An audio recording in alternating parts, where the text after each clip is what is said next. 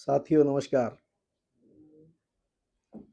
अंतर्राष्ट्रीय क्रिकेट के कुछ अंतर्राष्ट्रीय नियम होते हैं।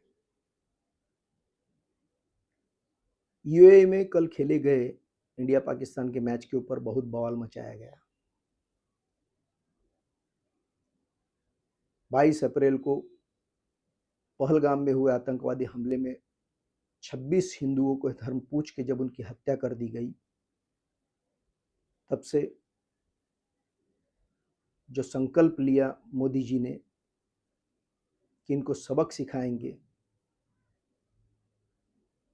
और 7 मई को ऑपरेशन सिंदूर के माध्यम से मिसाइल से हमला कर करके पाकिस्तान को 22 मिनट में यशस्वी प्रधानमंत्री मोदी जी के नेतृत्व में सेना ने समझा दिया कि औकात में रहो वरना तुम्हें मिटा दिया जाएगा, दुनिया के नक्शे से मिटा दिया जाएगा। तब गिड़गिड़ा के जो पाकिस्तान ने माफी मांगी, उसे ध्यान में रखते हुए मोदी जी ने सिंदूर ऑपरेशन तो चालू रखा, लेकिन सैनिक गतिविधि को विराम दे दिया। तब से हर तरीके का व्यापार या डिप्लोमेटिक रिलेशंस, यहाँ तक कि जो जल समझौता हुआ है इंडिया पाकिस्तान के बीच में, उसको भी एबेंस में रख के एक तरीके से उसको रोक दिया गया। खून और पानी एक साथ नहीं बहेगा, यही निर्णय हमारे यशस्वी प्रधानमंत्री मोदी जी ने लिया। लेकिन आने वाले ओलंपिक भारत चाहता है कि उसकी मेजबानी करे। ये बहुत ही गर्व का बात होगा कि अगर भारत को ओलंपिक जैसे विश्व के सबसे बड़े खेल आयोजन को अपने देश में करने का मौका मिले। संभवतः इस बार क्रिकेट को भी ओलंपिक में स्थान दिया जाना है। साथियों, बड़े युद्ध जीतने के लिए छोटी मोटी लड़ाइयाँ कभी हारने भी पड़ती है। बड़ी छलांग लगाने के लिए एक कदम पीछे भी हटना पड़ता है। लेकिन खाली विरोधियों के बहकावे में आकर, दबाव में आकर, आरोपों से घबराकर अगर हम भारत के विकास को गति देने की जो मुहिम यशस्वी प्रधानमंत्री मोदी जी के नेतृत्व में चल रही है, उसको अगर कोई आंच आ गई तो इतिहास हमें माफ नहीं करेगा।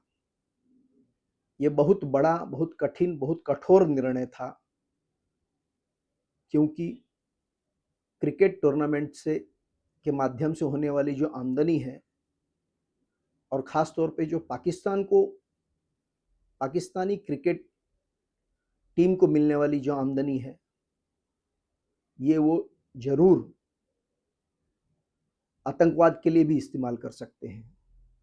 और सबसे बड़ी बात, जो एक तरीके से पाकिस्तान को पूरे विश्व में आइसोलेशन का काम किया है मोदी जी के नेतृत्व में, अगर हम उनके साथ खेलते हैं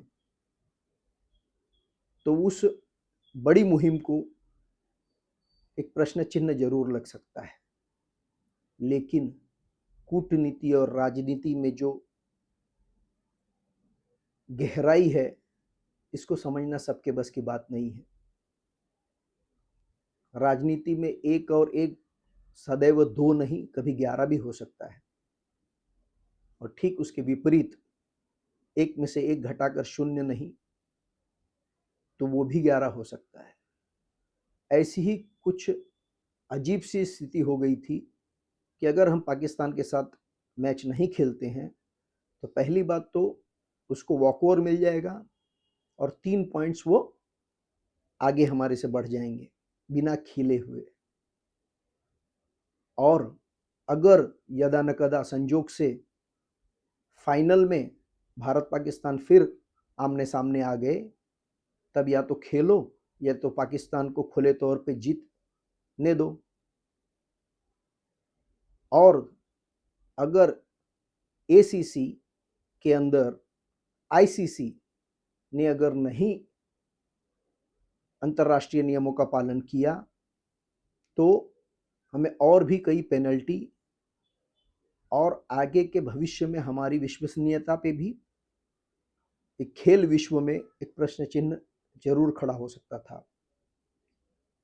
लेकिन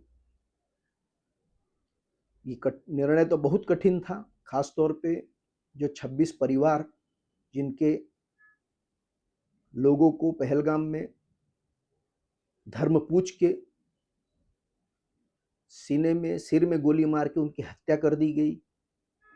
ऐसे आतंकवादी देश के साथ कभी किसी भी तरीके का संबंध रखना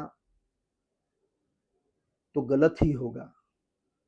लेकिन इसका मतलब ये नहीं है कि हर मुकाबले के लिए, हर सामने के लिए, हर युद्ध के लिए हम उन्हें वॉकओवर दे दें। लड़ाई तो जमीन पे भी हो रही है, हवा में भी हो रही है, पानी में भी हो रही है, अंतरिक्ष में भी हो रही है, डिजिटल सोशल मीडिया पर भी हो रही है। हम कहीं भी उनसे दबने या हटने वाले नहीं हैं। हर जगह पे हम उन्हें मुंहतोड़ जवाब दे रहे हैं। तो क्रिकेट में भी कैसे हम उनको आसानी से छोड़ सकते हैं। और